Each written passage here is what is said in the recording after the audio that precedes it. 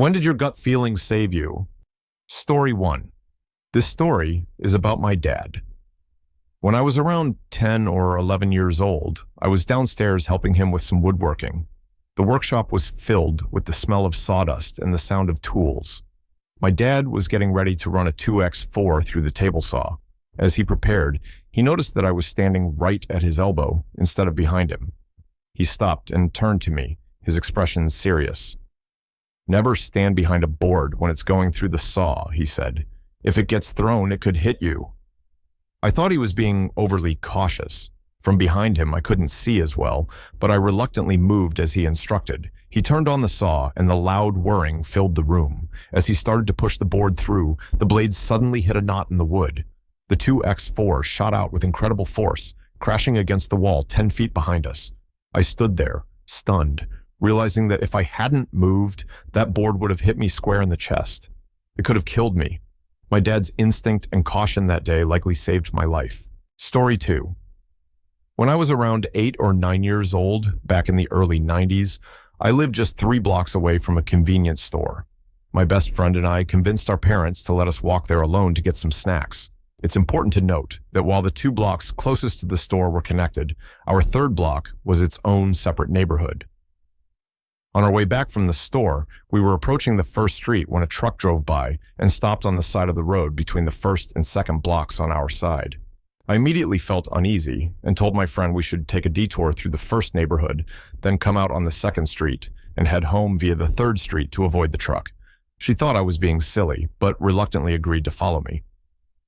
As we made our way through the 1st neighborhood, about halfway between the 1st and 2nd streets, we noticed the truck slowly driving down the 2nd street into the neighborhood. The driver spotted us and suddenly slammed on the gas, turning his truck towards us. We ran and hid in some bushes deeper in the neighborhood, our hearts pounding with fear. For about 5 minutes, we could hear the truck driving back and forth, searching for us. After another 5 minutes of silence, we cautiously started to make our way out of the neighborhood towards the 2nd street. Suddenly, the truck appeared again, creeping slowly until the driver saw us and gunned the engine towards us. We scrambled over a fence into someone's backyard and began pounding on the back door. It was a Tuesday, the middle of the day during summer vacation, so most people were at work. Miraculously, a man and a woman opened the door and let us in. The woman had just had a baby a week before, so they were home on leave. They called the cops while the man went outside. The truck drove by again, and when the driver saw the man standing there, he sped out of the neighborhood. Minutes later, the police and our moms arrived. We gave a description of the truck and driver, but we never heard anything more about it. After that, our parents drove us to the convenience store. My mom still talks about that day, amazed at my strong intuition at such a young age. I guarantee that day left a lasting impression on her. She almost lost her child, but was simultaneously proud that I knew what to do and saved us both. Huge props to the couple who let us in. It must have been incredibly confusing for them. They were just at home, likely thinking, "Honey, is that someone knocking on our back door? Don't we have a fence?" Story 3. My aunt once shared a story about my dad, who usually isn't the nicest person. He's grumpy and often unpleasant to be around. One night, out of the blue, he called her while she was in college. She was surprised to hear from him, considering their strained relationship. He told her he didn't know why, but he felt an urgent need to check on her. My aunt assured him she was fine and thanked him for calling. She never told anyone else, except me and perhaps a therapist or two, but at that moment, she was holding a bottle of pills, intending to end her life. His unexpected call interrupted her plans, and 20 years later, she's grateful she chose to live. She's found happiness and fulfillment, a far cry from where she was that night. Story 4. When my little sister and I were wandering around Superstore one day, we found ourselves in the toy aisle, blissfully lost in a world of possibilities. I was only 9 or 10, and she was even younger, so we were easy prey for a strange man who seemed to appear out of nowhere. He stood behind us, his presence casting a dark shadow over our innocent excitement. He looked super shady. Big hoodie, dark sunglasses, the whole menacing ensemble.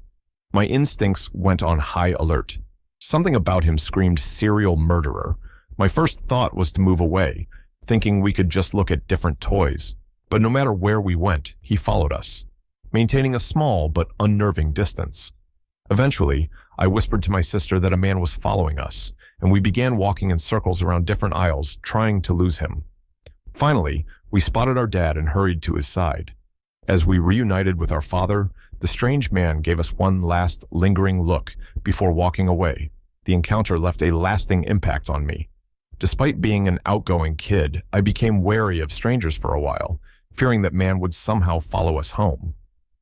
Looking back, I can't shake the feeling that he might have been trying to snatch us. Maybe he had harmless intentions, but my gut tells me otherwise. Story 5. About 10 years ago, I was working as a security guard at a remote site about 50 miles from home. It was a quiet job, and my shift ended at midnight. Exhausted, I decided not to change out of my uniform since I only needed to stop for gas on my way home. 2 gas stations were open late in the town where I worked. I absentmindedly drove past the first one and pulled into the second, a dingy place that seemed to exude an unsettling vibe. There was something off about it, though I couldn't put my finger on it. The lot was empty except for the clerk inside, and an inexplicable sense of dread washed over me. Deciding not to take any chances, I turned around and headed back to the first station. As I approached the first gas station again, my heart skipped a beat. 3 city cop cars, 2 deputies, and a state trooper were blocking the road, their guns drawn. I later learned that a city cop had walked in on a robbery in progress at the station I'd just left. The robber had shot the officer in the vest, and the store owner had managed to knock the perpetrator out with a bat before the cop could draw his weapon. That could have been me, standing in the line of fire in my uniform, a shiny badge but no body armor. My gut feeling had steered me away from a potentially deadly encounter. Story 6. One night, I was at a bar, enjoying myself and getting ready for karaoke. A guy approached me, asking how to sign up for a song. He seemed completely mild-mannered, not creepy at all. He sat beside me, talking casually without touching me once. At one point, he pointed to something behind my head to distract me. I turned to look, but didn't see anything. When I turned back, he was looking away from me into the crowd. It was a bizarre attempt to distract me, and his behavior raised my suspicion. Then I noticed him screwing one of those little canisters on his keychain. I asked him what he kept in there, trying to call him out. He went cold and expressionless as he slowly twisted it back open, saying there was nothing in there. My gut screamed that something was wrong, so I stopped drinking my drink. He went up to perform his karaoke song, and I watched him closely. After he sang, he took off immediately. It was really screwed up, and I'm glad he wasn't very smooth, or I don't know what could have happened. What always freaked me out was how normal he seemed before he became suddenly cold and robotic when I called him out on the canister. It made me realize that, of course, an assaulter would seem normal. That's how they get close enough to you to attack. It sucks that people like this exist. Not only is it terrible, but it's also pathetic. Anyone who does this is just, I don't know, an insane loser in my book. It's an interesting point about how normal he seemed, though. It's probably a sociopathic kind of thing. Those sorts of people can be extremely charismatic, lowering your guard. It's just freaky and weird. I hate it. Story 7. It was a chilly evening, and my friends and I were walking home from an event in a town we weren't familiar with. The streets were empty, and an eerie silence filled the air. We were walking along a sidewalk lined with high fences, which obscured whatever lay around the corners. One of the girls in our group fell behind, distracted by her phone. I noticed and decided to hang back as well, positioning myself halfway between her and the rest of the group. As we neared our destination, our group turned a corner and headed into the yard where our living quarters were located. I saw a car drive past us, then turn down the street where the girl was walking. A sudden, ominous feeling washed over me. I stopped and turned back to keep an eye on her. The car drove past her, stopped, did a U-turn, and began creeping up behind her. She was still engrossed in her phone, oblivious to the potential danger. I stepped out from behind the corner and started walking towards her. As soon as the driver saw me, the car sped off. The thought of what could have happened if I hadn't followed my instincts chills me to this day. She had just gotten engaged a few weeks prior, and the idea of her disappearing without a trace was horrifying.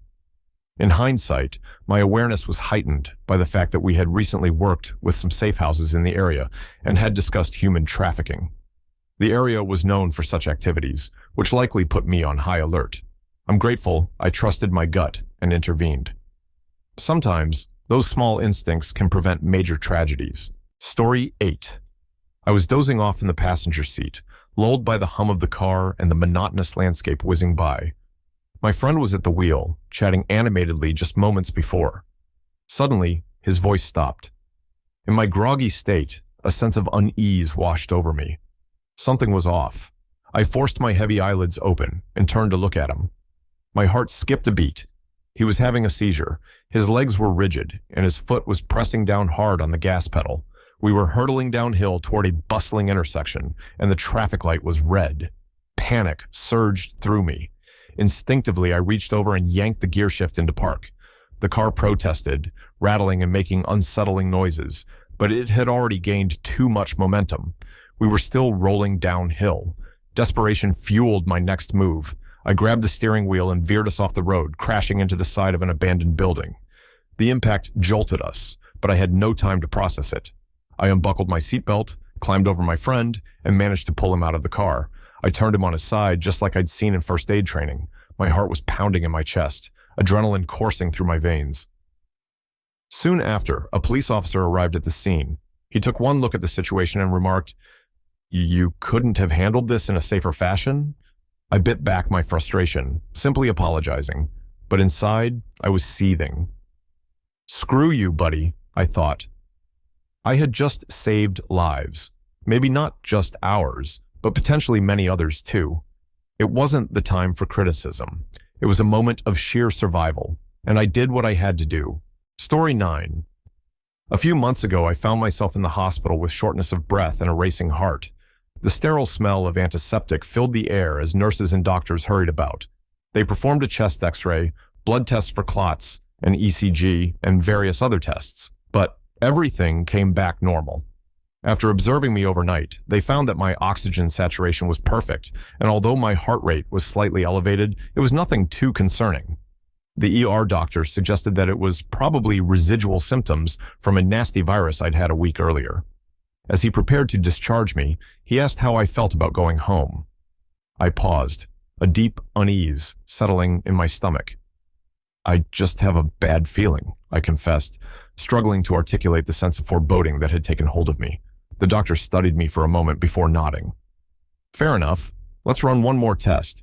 If it comes back negative, we'll admit you to general medicine to see if they can find anything." The final test was a VQ scan, and it revealed what all the others had missed. I had numerous blood clots in both lungs. I was diagnosed with unprovoked bilateral pulmonary embolism and was immediately placed on blood thinners for life. Reflecting on that day, I'm immensely grateful for both my intuition and the ER doctor who listened to it. Sometimes our bodies sense danger even when tests don't, and that gut feeling can be a literal lifesaver. Story 10. One night, I decided to hit up a local bar with a few friends from back home. Afterward, we were all supposed to head to a house party. From the moment I was invited, I was excited to go. However, halfway through the night, I started to get a gnawing feeling that something was off. I couldn't quite put my finger on it, but I knew we shouldn't go to that party. I told my best friend about my gut feeling and advised her against going, but she was determined to go because there were some cute guys she wanted to see. Despite my unease, she managed to convince me to drive us there. As we got into my car, the feeling of dread intensified. Having grown up around cars and knowing my way around a manual transmission, I came up with a plan. My best friend was clueless about cars, so I deliberately grinded the gears and jerked the car until it stalled, acting as though something was seriously wrong. I pretended to troubleshoot the non-existent issue, spending about 15 to 20 minutes under the hood, fumbling with parts. While I was fixing the car, we saw cops, fire trucks, and EMS vehicles racing past us, sirens blaring. After a while, I told my best friend that I had managed to fix the car, but I wasn't feeling well and suggested we head back to my place instead. She reluctantly agreed, saying that the car trouble had killed her mood anyway. We drove back to my place and settled in to watch movies. About an hour after getting home, we received a frantic call from a friend who had gone to the party. She told us that the girl hosting the party had been cheating on her husband, who was deployed. He had come home to surprise her and caught her in bed with his buddy.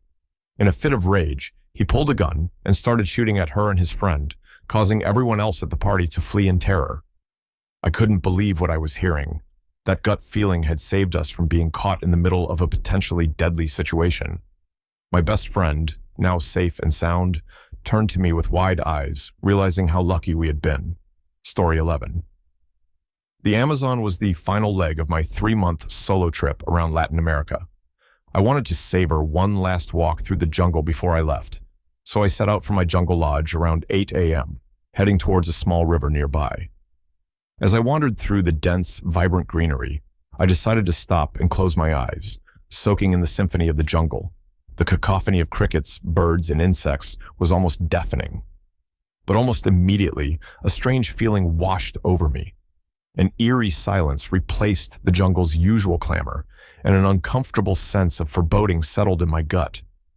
When I opened my eyes, I realized that everything had gone completely quiet, an unnatural stillness I hadn't experienced in any other rainforests I'd visited. My instinct screamed at me to leave, and I didn't hesitate. I quickly made my way back to the jungle lodge, my heart pounding. When I recounted the incident to the tour guide, he told me that the jungle only goes silent like that when a big predator is nearby. That was all the confirmation I needed. Thanks, but no thanks. I was glad to have trusted my instincts and gotten out of there in time. Story 12. One crisp autumn morning, my mom dropped my 3-year-old brother off at daycare before heading to work. The daycare was a cozy little place nestled in the suburbs, a homey environment where my brother had always felt comfortable. My mom kissed him goodbye and went on her way, her mind already focused on the tasks ahead. However, as she settled into her office chair, a nagging feeling crept into her mind. She couldn't shake the sensation that something was terribly wrong with my brother. It gnawed at her until she could no longer ignore it. She grabbed her keys and rushed out of the office, driven by a sense of urgency she couldn't quite explain. When she arrived at the daycare, her worst fears were confirmed. The place was eerily quiet, and as she pushed open the door, she saw the daycare lady sprawled out on the couch, fast asleep. Panic surged through her as she noticed the children, including my brother, running unsupervised around the backyard pool. Her heart pounded in her chest as she hurried to gather him up, tears streaming down her face at the thought of what might have happened. From that day forward, my brother never returned to that daycare. Call it intuition or a mother's instinct, but something beyond science had guided her that day. It was a power that defied explanation. Yet, it had undoubtedly saved my brother's life. Story 13. Last year, on December 1st, I had been sleeping almost non-stop for a week, battling what I assumed was the flu. When I finally woke up, a persistent, gut-wrenching feeling told me that something was seriously wrong. I called my parents, and then took a cab to the emergency room. At the hospital, they ran a full battery of tests, taking blood and examining me from head to toe. I spent 8 anxious hours there before being discharged and sent home. The next morning, the hospital called, asking me to return because they had found something concerning in my blood tests. I went back and was diagnosed with endocarditis, an infection of the heart's inner lining, and something called remia. They immediately put me on penicillin, which I had to take for 2 months. As more tests were conducted, more issues surfaced. On December 21st, I went in for a specialized test and woke up to the alarming news that I needed urgent surgery. They were scrambling to assemble a surgical team with the earliest available slot on the 24th. During the operation, I experienced an ascending aortic aneurysm, which led to an aortic dissection. Miraculously, the surgeons were able to fix it, and now I have a synthetic valve in my heart. The most chilling part is that I work as a cook in a restaurant kitchen. Normally, like many in my profession, I would have toughed it out, thinking I'd eventually get better and kept working. However, there was something about how I felt this time that compelled me to go to the hospital.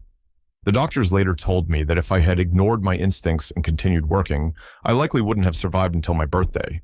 They would have discovered the aneurysm during my autopsy. This realization sends chills down my spine.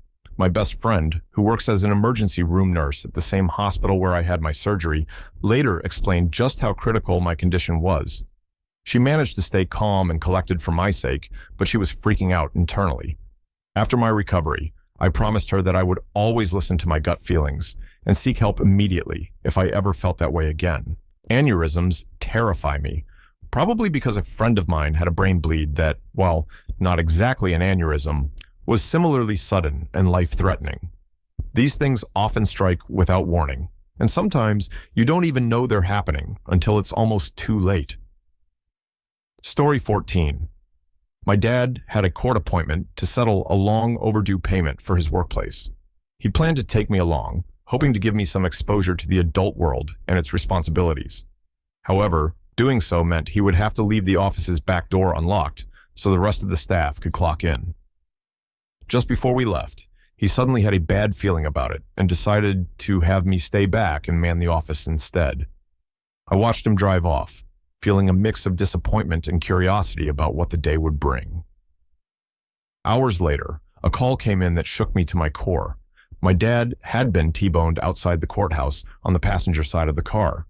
The car was totaled, crumpled metal and shattered glass marking the scene of the accident. If I had been with him, I would have been sitting in that very seat and would have been severely hurt, or worse. His gut feeling that day spared me from what could have been a life-altering injury. I still think about how a seemingly small decision, driven by a sudden instinct, made all the difference. Story 15. It was a sunny afternoon, and my family had just started our usual walk around the neighborhood.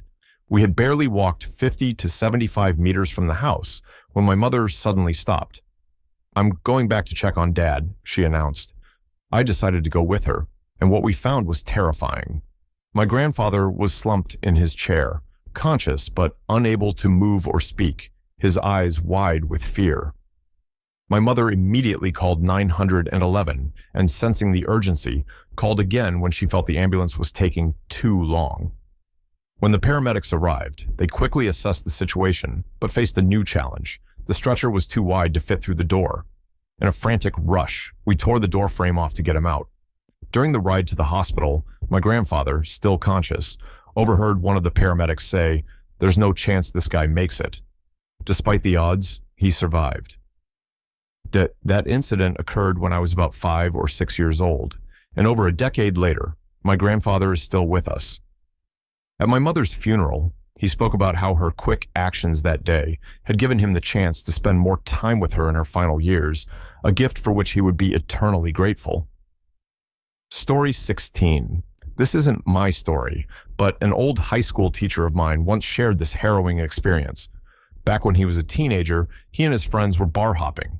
They were all underage, and this night was no different from any other wild adventure they had been on. They decided to travel to a bar about 45 minutes away. As they drove through the night, a sudden wave of panic washed over him. An intense, inexplicable dread settled in his chest, and he started to freak out. His friends, thinking he was being overly dramatic, made fun of him and refused to let him out of the car. But his panic grew to the point where they finally had to dump him in a small, unfamiliar town in the middle of nowhere. Stranded, he found a payphone and called a cab to take him home. He spent the night trying to shake off the eerie feeling that had gripped him so fiercely. The next morning, he woke to devastating news. His friends had been in a car accident, a tragic result of their drunk driving.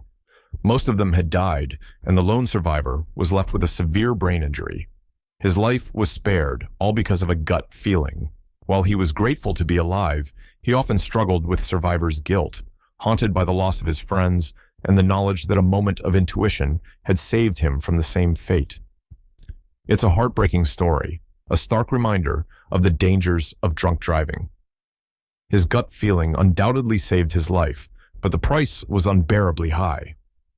This tale underscores the importance of never driving drunk or getting into a car with someone who is intoxicated. It's simply not worth the risk.